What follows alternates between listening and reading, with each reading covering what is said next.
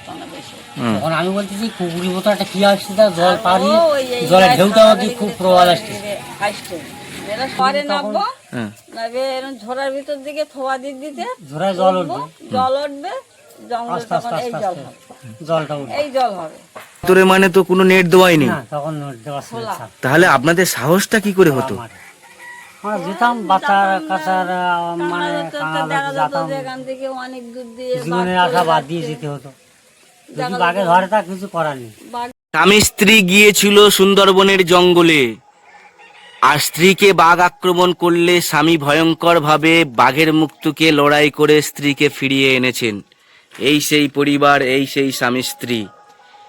আর কিভাবেই স্ত্রীকে বাঘের মুখ থেকে ফিরিয়ে এনেছিলেন এবং কেনই বা যেতে হতো, কিভাবে তারা মাছ কাঁকড়া ধরতো, সমস্ত ঘটনাকে আমরা এই ভিডিওতে তুলে ধরব।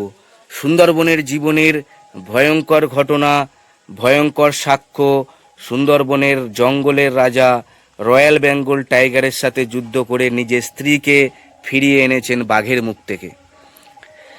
আপনাদেরকে ধন্যবাদ। আপনাদের নাম কি? কাকুর নাম কি? কাকিমার নাম? আর এই পাড়ার নাম, এই জায়গার নাম? বাগেধরা পাড়া, সাতজেলিয়া দ্বীপ, তাই তো? দয়াপুর। তাহলে এখানে আপনাদের জীবনযাত্রা এখন কেমন চলছে, বা তখন কেমন আপনাদের জীবনযাত্রা? খুব খারাপ ছিল, তখন খুব খারাপ ছিল, খাটাখানি করে খেতে হতো, জঙ্গলে না গেলে জঙ্গলে জাল টানতে হতো, বাগদা মারতে হতো, কাঁকড়া মারতে হতো, জঙ্গলে বলে থোয়া দিতে হতো, থোয়া দিয়ে সেই কাঁকড়া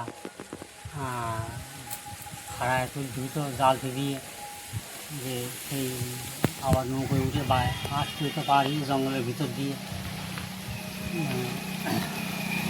কখনো বাঘ এসে পড়তো, কখনো থোয়া দিতে হতো, মানে খুব কষ্টের ওপরে দিন কেটে বাড়ির বাচ্চা বাঁচাতে হয়েছে তখনকার সময়।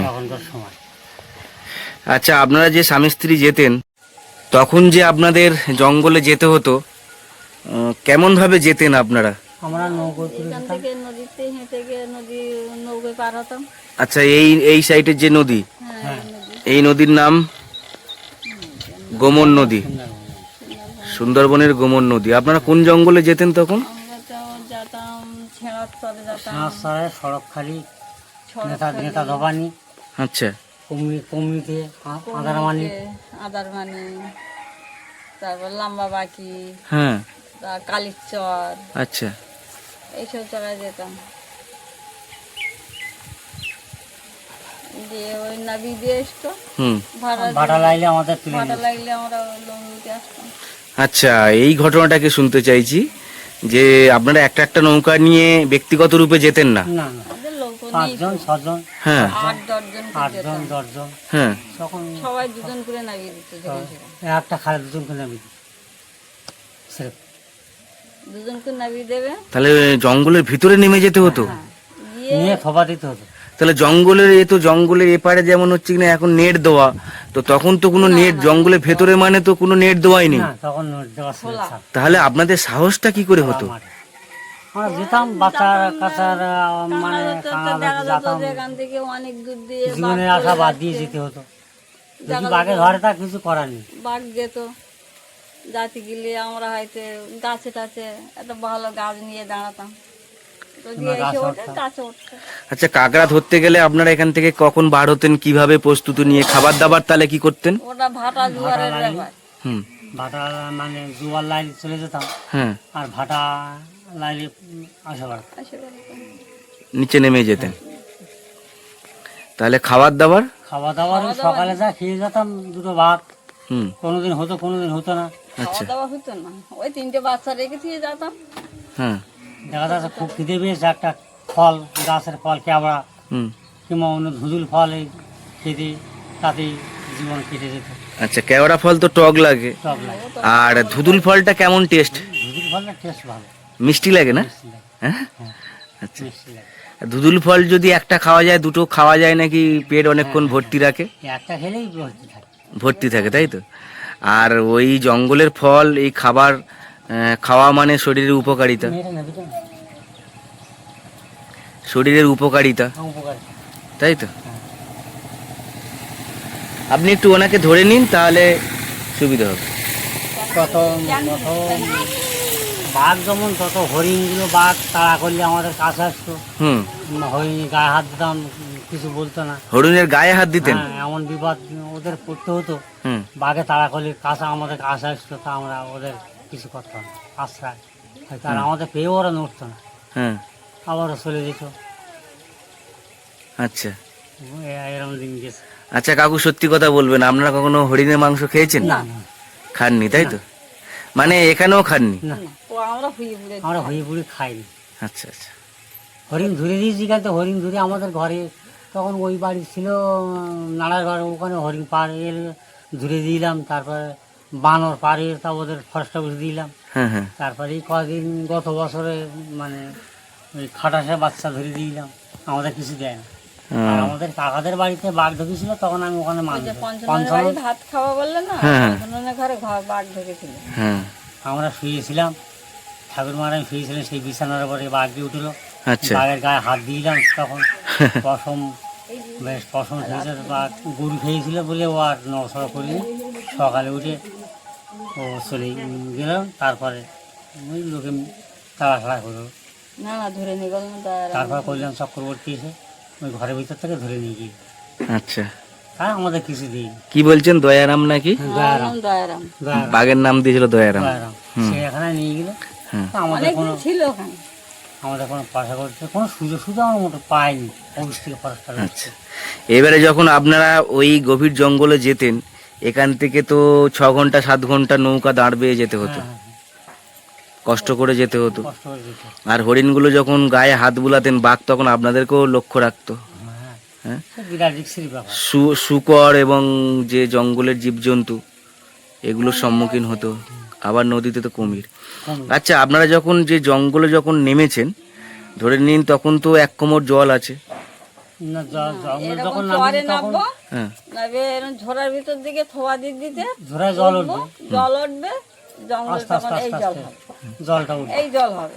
আর ঝোড়া তখন তারপর ওই ভর্তি হতে জল হতে আবার পুরো। ওই জল হইলো, থাকলাম, এর ভাটা ভরে যাবে, আস্তে আস্তে আমরা ভিতর থেকে। তার মানে আপনাদের তো জলে নেমে থাকতে হয় না? হ্যাঁ, জলে নেমে থাকতে হয়। তবে এই নদীর মতন বড় বড় খাল আছে ওর ভিতরে, হ্যাঁ বড় বড় খাল আছে। সেসব খাল ওই আমরা পার হতাম হ্যাঁ। সাঁতার সবাই, মেয়ে লোক বলো পুরুষ লোক বলো, সব প্রচুর খাড়া লোক যেত। খাড়া পিটি করে, খোবা জালতি নিয়ে পিটি করে পার হতে আরেক জায়গায় যেতে হতো। যেখানে উঁচু আছে সেখানে আবার খোবা ফেলতে হতো, কাঁকড়া ধরতে হতো। সে কাঁকড়া তখন দাম ছিল না, এখন তো কাঁকড়ার দাম খুব। হুম তখন ওই 1 কিলো কাঁকড়া আয়তে 5টা খুদ না, 1 কিলো চাল, হুম। তাই বাঁচি কেউ দিত কেউ দিত না তখনকার সময়। তখনকার সময়। আর ওই খুঁদ নিয়ে সন্তানদেরকে মানুষ করতে হতো। সত্যি। সত্যি খুব ভয়ানক দেখা বাবা। যায় কখনো জোগাড় করতে পারলাম না, ওই না গিয়ে তারা থাকতো। হুম। কাঁকড়া সেদ্ধ করে দিতাম খাইতে। হ্যাঁ। আবার কাঁকড়া সিদ্ধ করতে দিতাম, পুঁই শাক ঘাঁট করে, তাও কাঁকড়া খেত। সেদ্ধ করে থুয়ে যাবো, সারাদিন ওই 3 ছেলে মেয়ে ওই খাবে, আচ্ছা। ওই ছাড়ি ছাড়ি খাবে। হ্যাঁ। থাকলো আমার ঘর দুটো থেকে গাবড়াবো। আবার মেয়েটা সায়না ছিল, ছেলে দুটো ছোট ছিল। দিদি ভাই দুটোকে একটু খেয়াল রাখতো। বাচ্চা ছেলেটাকে ঠ্যাঙে দড়ি দিয়ে থুয়ে যেতাম, হুম। ও দেখতো। তারপরে কেওড়া সিদ্ধ করে ও খাতাম। হুম। আচ্ছা, এইবারে বলুন, যখন আপনারা যে জঙ্গলে যখন নেমেছেন, এতটা জল, তখন তো কুমিরের একটা তো হ্যাঁ হ্যাঁ। বিষয় থাকে। কুমিরও গাছপালা ফেলে কুমির ঢুকতে পারে না। আচ্ছা, ওগুলো গাছের ভিতরে ঢুকতে পারে না, ওরা ওই ঝোড়া দিয়ে ঢুকবে, আচ্ছা। আবার সেই ঝোড়া দিয়ে বেরোবে, আবার বড় নদী দিয়ে থাকবে। জঙ্গলের ভিতর ঢুকতে পারে না, ফিরতে পারে না, ও, ফুলও ফোটে, আচ্ছা আচ্ছা ওরা নদীতেই থাকে। আচ্ছা। ওরা ফাঁকা জায়গাটা থাকে যেখানে ঘন জঙ্গল, সেখানে ওরা ঢোকে না। নিজেরা তো হাঁটতে পারে না, পা কাটে যায়, মাংস উঠে যায়, কাপড় ছিঁড়ে যায়, ওরা হাঁটতে যেতে পারে না। বিশাল গভীর জঙ্গল। ওরা গভীর জঙ্গলে থাকে। হুম। আর আমরা তো চরে উঠে যাবো, এখান থেকে ধরে নাবি দিলে এখান থেকে 2 নম্বর বাজার টাজার অত দূর হেঁটে চলে যাবো। এতটা দূর? হ্যাঁ, এই জঙ্গলের কোথায় ভিতরে গেলে কাঁকড়া হয়? কাঁকড়া মারতে আছে তখন বাঘের সন্ধান দরকার নেই, কাঁকড়ার দরকার। তখন কাঁকড়ার দরকার, যে আমি কিভাবে 2টো কাঁকড়া ধরে আমার সন্তানদেরকে বাঁচাবো। বাঘে কি করলো কি না করলো দেখার দরকার নেই। আচ্ছা, আপনারা যখন ওইভাবে যেতেন, তখন আপনাদের সাথে কি গুনিন কিছু নিয়ে না, যাও? না, ওদের কোনো বলি নেই।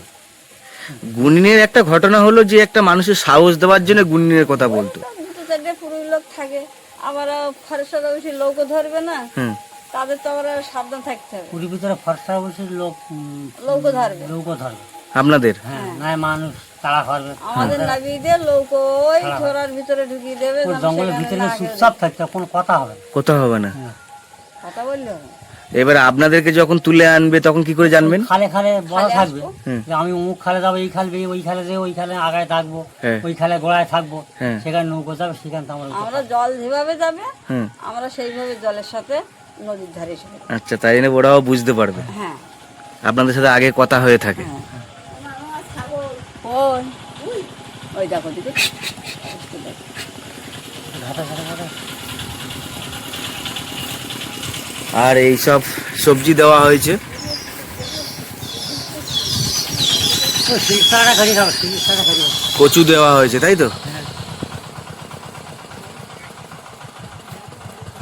গ্রামের সব ছাগল, ও ঠাকুমা গেছে তাই ও ছুটে যাচ্ছে।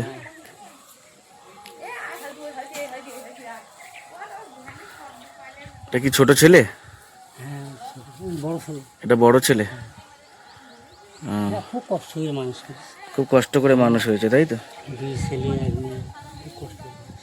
এই ছেলে হচ্ছে কিনা গাড়ি চালায়। হ্যাঁ, আর ছোট ছেলেও গাড়ি চালায়। হ্যাঁ, বাইরেও কাজে যায়, হ্যাঁ, অন্ধ্রা যায়। অন্ধ্রপ্রদেশে। হুম। এখন তো কষ্ট অনেক কমে গেছে। এখন একটু কষ্টটা কমেছে, তখন মানুষের খাওয়া হতো বিশাল না। কষ্ট ছিল। আমরা তো খাইছি তখন আটা, হুম। আটা ঝোল করে মানে ঘাঁটে খাইছি, হুম। রুটি পাইনি, ভাত তো শরীর রাখতাম না, ওই এক মুঠো চাল তাই দিয়ে। আর আপনার মা না শাশুড়ি মা?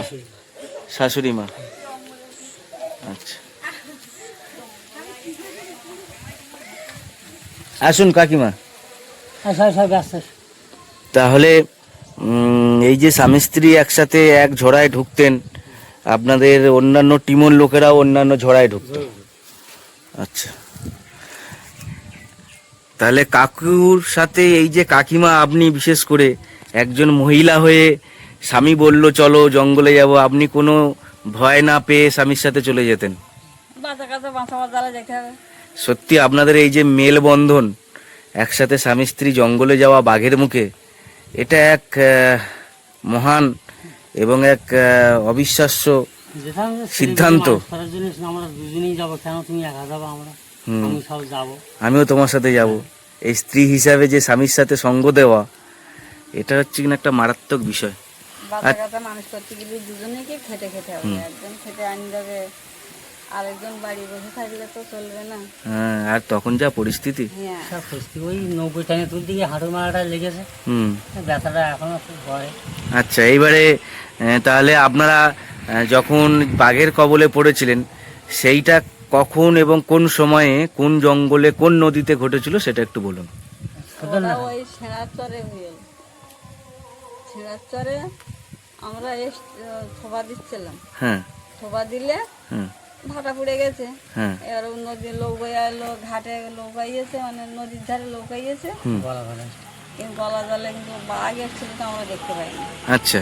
ওরা ওই বাঘ আসতে দিলে আমাদের বলছে কি তোরা দ্রুত চলে ওদিকে সাড়া করতেছে, হ্যাঁ। মানে সাঁতার দিয়ে খাড়া নিয়ে ঝোড়া, খাড়া নিয়ে জালতি নিয়ে সব নিয়ে গিয়েছে, আর আমি পিছনে আসছিলাম। আর একটু মোটা সোটা মতন ছিলাম তো, নদীতে হাঁটতে পারতাম না বেশি। হুম। তখন আমি বলতেছি কুকুরের মতো একটা কি আসছে, তার জল আর পারি, ও ওই এই জলের গায়ে ঢেউটা আমাকে সাঁতারে খুব গিয়ে প্রবল সবাই আসছে। ঘিরে আসছে, এরা সবাই লোক 8-10 জন সবাই উঠে গেছে। আমি আর বাঘ আমি যে আর সঙ্গে উঠতে চাইনা পারিনি। চাইনা তুলেছি। আর আমার একটা খুব শাশুড়ি ছিল, সেই দুজনে ধরে এই বজর ধরে আমার টেনে তুলে, আর ও তখন নিকট তাছাড়া বেশি না। আচ্ছা, নৌকো টাকা দিয়ে আর সাথে জল না খালি গায়ে লাভ দেওয়া করতো, গলা চলে আসছে, তো গলাটা বেরিয়ে আসতেছে, আর সঙ্গে তুলে নিয়েছি, তখন কাছাকাছি ফিরে এসে গেছে, আর ও লাভ দিতে পারে, জলে লাভ দিতে পারে, তখন গলা জল সরত তো সরতে সরতে হুম। তাহলে স্রোতের একদিকে স্রোত চলেছে, আর ও স্রোতের কাটিয়ে আসার চেষ্টা করছিল। কিন্তু আসতে পারে। এইবারে আপনি আগে নৌকায় উঠেছেন, কাকিমা পরে উঠছিল, হ্যাঁ এবার আপনার সঙ্গীরা চলে এসেছে, হ্যাঁ তখন ওরা বলছে ওই বাঘ আসছে, বাঘ আসছে, তাই তো? হ্যাঁ, তখনই তুলে নিয়েছি। তখনই আপনি আপনার স্ত্রীকে তুলে নিয়েছেন। এটা একটা মারাত্মক ঘটনা। কাছাকাছি কি আপনার সেই ঘটনার জন্য শরীরে কিছু আক্রান্ত হয়েছেন বা শরীরে কিছু আঘাতপ্রাপ্ত? এই যে বাঘের মুখ থেকে যখন তুলেছে তখন তাড়াহুড়ো করে এবং তখন তো বাঁচাতে হবে না, সেই হিসাবে হচ্ছে স্বামী তখন স্ত্রীকে তুলে নিল, এইভাবেই প্রাণ রক্ষা পেয়েছিল, তাই তো? আর বাঘটা তখন কি করলো আপনারা সঙ্গীরা তখন? ফিরে চলে গেল অন্য সাইড দিয়ে। আমরা তো সরতে নৌকো চলে এসছে, আমরা তো আর দেখতে নৌকো যখন সরে গেছে বাঘ তখন সরে গেছে। হ্যাঁ, যে আমি তো ধরতে পারলাম না, তার এখান থেকে গিয়ে ও তখন অন্যদিকে চলে গেছে। অন্যদিকে চলে গেছে। আর আপনাদের সঙ্গীরা তখন কি বলছিল বা কি? ওরা বলতো যে আমার থাকলে তো বাঘে ধরতো, হুম তো নৌকোই সে ওই ওরা বলতে তাড়াতাড়ি করে তুলে নিলাম বলে বউটা বাঁচাতে পারলো না, বউ তো ধরে ফেলতো। হুম ও তো হাতে তুলতো, সরাসরি নৌকা এসে হাতে তুলে দিত। হুম তাড়াতাড়ি করে তুলে লোকের ভিতর দিল। ওটা কত বড় বাঘ ছিল বুঝতে পেরেছেন? বাঘ খুব বড় বাঘ। কত বড় খেল, আমি তো খেয়াল করতে পারি, হুম আমি তো আমার লোক উঠতে পারি বাঁচ, হুম আমি লোকে উঠতে পারতাম না তো, হুম গলা জলের থেকে লোক আমি উঠতে পারি না কোনো। আচ্ছা, সেদিনে আমাদের কাংড়া মারা হয়নি, মানে ভয়ে। তাহলে ওটা সবে গিয়ে পৌঁছেছিলেন জুয়ারে, ফুল জুয়ারে। ফুল জুয়ারে, সবে শুরু করবে বলে নেমেছিলেন, তখনই বাঘ। আচ্ছা, বাঘ কি আপনাদের ওইখানটা যে যেতেন আগে থেকে জানতো? হ্যাঁ, ও বাঘ একদিন কোনোদিন কোনো সময় ওর চোখে পড়েছে, দেখতে পেয়েছে, এই জন্য ফলো করেছে যেখানে ঠিক লোক আসবে, হুম এই ফলো করে ও এসে ওখানে ছিল। হুম তারপরে ফুল জোয়ারে ও ধাবা করেছে, ধরার চেষ্টা করেছে, কিন্তু তখন জোয়ার হয়ে গেছে, মানে মাটি থাকলে জোয়ার না থাকলে ও হয়তো ডাঙা দিয়ে আসতো, হুম জোয়ার বেলা ও সে কাজটা করতে পারে। হুম তাহলে আপনাদের সঙ্গীদেরকে কখনো বাঘ আক্রমণ করেছে সেরকম দেখেছেন কি? আমাদের সঙ্গে যে বাঘ আক্রমণ করেনি, তারপরে অন্য অন্য সঙ্গীর সঙ্গে আক্রমণ করেছে, এখানে আছে কাছাকাছি। ওই সেদিন বললাম না, কৃষ্ণ গান, হ্যাঁ তারপরে গৌরাঙ্গ গান, মেটাই গান, হ্যাঁ মনোতর শ্রীনিবাস, হ্যাঁ তারপর আরও অনেকে আছে, এই পাড়াও আছে,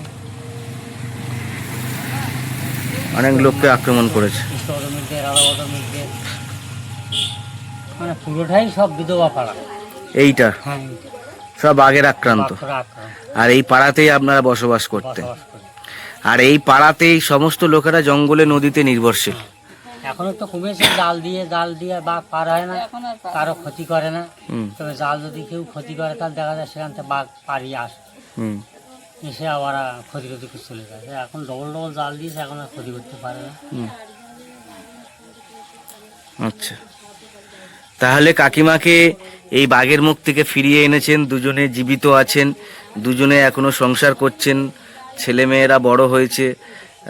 এখন আপনাদের পরিস্থিতি এবং জঙ্গলে কি যেতে হয়?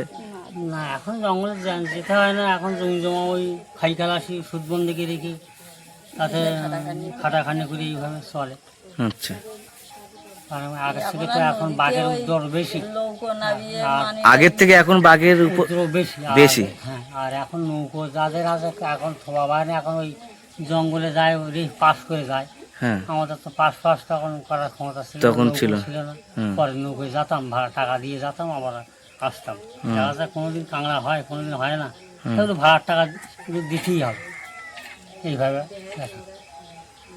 হুম তাহলে একটা বিষয় বলুন, মানুষের উপার্জন কি বেশি ছিল বলে জঙ্গলে যেত, না নিরুপায় হয়ে জঙ্গলে যেত? নিরুপায় হয়ে জঙ্গলে যেত, নিরুপায় হয়ে, না নিরুপায় হয়ে। পেটের দায় যেত, পেটের দায়েই যেত। পেটের দায় যেত। এখন বিভিন্ন সুযোগ সুবিধা হয়ে সব খাটাখানি চারিদিকে করে এখন কিছুটা জীবক হুম নির্বাহ হচ্ছে। তখন তো খুব টানাটানি সময় ছিল। ওর ভিতরে এখন যায় না, এদিকে চাল ভর্তি, রেশনে চাল দিতে রেশনের চাল এবং ভর্তি দিয়ে ও বলা যাবে, তুমি এখন এদিকে আনি থাও। তাহলে নিরুপায় হয়েই জঙ্গলে যেতে হতো। পেটের দায়। কাকিমা তাহলে বাঘ তো অনেকবার দেখেছেন, হ্যাঁ, বহুবার বাঘ, বহুবার বাঘ দেখেছেন। বহুবার। আর বাঘের মুখে জঙ্গলে নেমেই যে বাঘের সাথে থেকে কাঁকড়া ধরে আনছেন, এটা একটা সাহসিকতার প্রয়োজন। স্বামী স্ত্রীর যে এত সাহস, এটা অনেক কম লোকের মধ্যেই দেখা যায়। বাঁচা দিলে যেতে হবে করতে। হুম আর মরণ হয় তাদের বাঁচে, বলতো ঠাকুর বাঁচাও কি মারো তুমি, দেখো আমরা। দেখেছি কাংড়া মাছ থেকে অনেক কিছু জঙ্গলে দেখে আর কি কি দেখেছেন? আর তা গুয়ানি গেলে তারকেল। বিষাক্ত সাপ আছে। সাপ আছে, বড় বড় সাপ। বড় বড় সাপ, গৌড় সাপ, কিপটে সাপ, হুম। তারপরে তোমার বানর আছে। ওরা আপনাদের তেড়ে আসেনি বা কখনো সাপ? না, এখন থেকে আসে। হুম। তাহলে ভয়ঙ্কর অভিজ্ঞতা, ভয়ঙ্কর সাক্ষী। বাঘের মুখ থেকে স্ত্রীকে জঙ্গল থেকে তুলে নিয়েছে স্বামী, আর বাঘের আক্রমণ থেকে প্রাণ বাঁচিয়েছে স্বামী নিজের স্ত্রীকে। ভয়ঙ্কর এক অনুভূতি, এক সাক্ষী নিজেদের কাছে যে বাঘের মুখ থেকে বেঁচে ফেরার সাক্ষী। সাথে থাকুন, সঙ্গে থাকুন। সুন্দরবন জীবন আমার জীবন, আমার সুন্দরবন আপনার সুন্দরবন।